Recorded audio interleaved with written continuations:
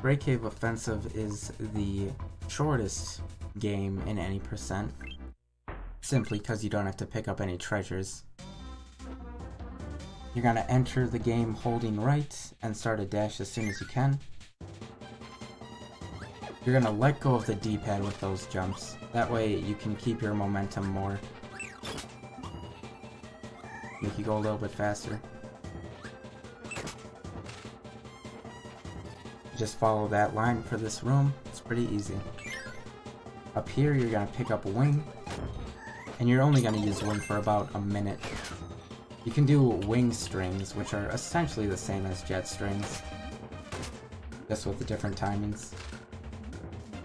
You want to be very careful not to get hit in the water, because as stated before, getting hit in the water has the chance of losing your power, and you can't recover that. So this is one of the few mini-bosses where you actually kill in a sort of intended way. You're going to dash over and then use this rose as a visual cue to when to start your diagonal wing smash. You diagonal wing smash just by doing a dash, jump, and then holding the diagonal. Pretty easy. If you miss it, you can just go over here, mash your wings, and he'll die. You just go up the ladder, up, right, and enter the next room. This room, you want to jump off that corner, and don't mess up your jet string at all. Or I'm sorry, don't mess up your wing string at all. If you mess up the wing string, you have a chance of getting your power taken by a cat, which is no good. It's not terrible, because you're going to just ditch wing for jet here anyway, but it's not good at all. So, Fatty Whale, in order to kill him, you need to do a bunch of blue ball hits along with one burner shot. And that's how you kill him. There's two different patterns he can do. This is the slower pattern. You can just charge when he does that and you won't get shot up with the water. There was my burner hit, so I don't have to worry about it anymore, and he's dead. You can do the burner hit whenever. Doesn't really matter. Here's the other pattern you can get. What's really important about this one is that you're holding up every time that you release your full charge. That way it can get you a little extra height and you can hit him a little bit higher. That's pretty much how you do it. And then you exit the fight by just charging on this little area here. This area, I guess. Put you right in front of the door. It's a lot easier to tell when you're done with the boss fight.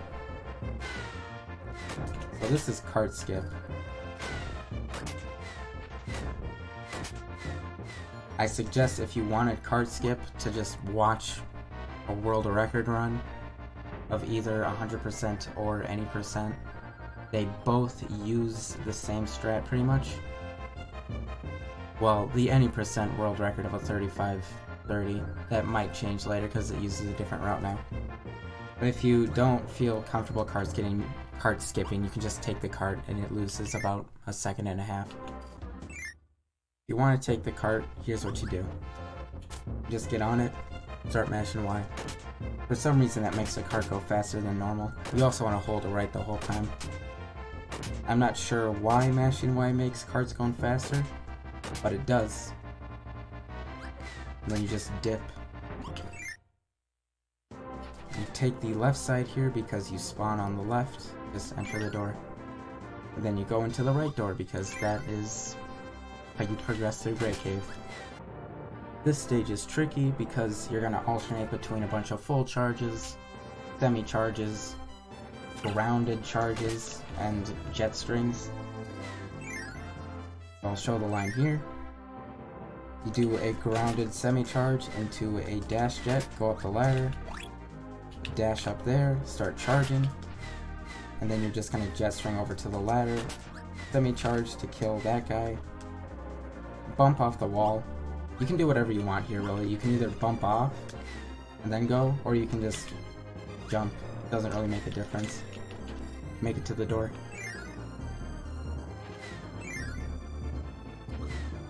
Just string on over to battle windows.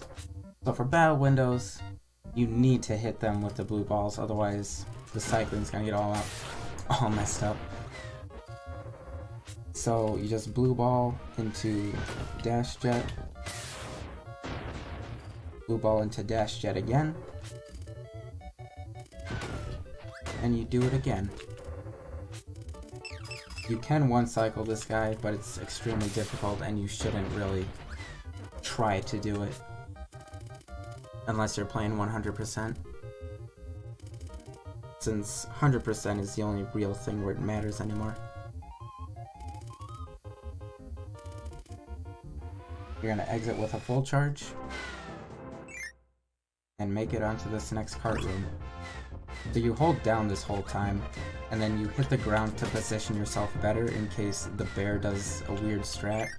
There are ways to get past the bear just without touching the ground, but it's very tricky and I don't suggest doing it. So this stage, you're gonna go above the bear, string on over, do a full charge here to give you invulnerability past that bear, and be done with the cart room. I'm just gonna jet on over past this whole section. And you're holding down the entire time here. You can adjust yourself a little bit using left and right depending on what the enemies do. Enter this room, just do a jet string on over to the end. Spring room. It's very important you get the right line here. So you just hold down, diagonal down right, go there, adjust yourself a little bit to the left, and it's easy. Wham Bam. So at the Wham Bam fight, you want to hit him with a burner at the start, and then you're going to consecutively do blue ball shots followed by dash jet hits, which I will show here. You start up in the top right because he cannot hit you in the top right. Go to the right a little bit. You just keep doing this. Except on the last shot, you start charging up for his final attack. You want to time your exits, that way you can just get in front of the door. It's very tricky. And then you can just continually do semi-charges here.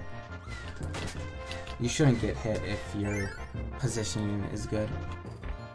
And you're just going to take these elevators and the room will be done. Or I guess Grey Cave will be done. So this room, you jump up, press Y, and you're done.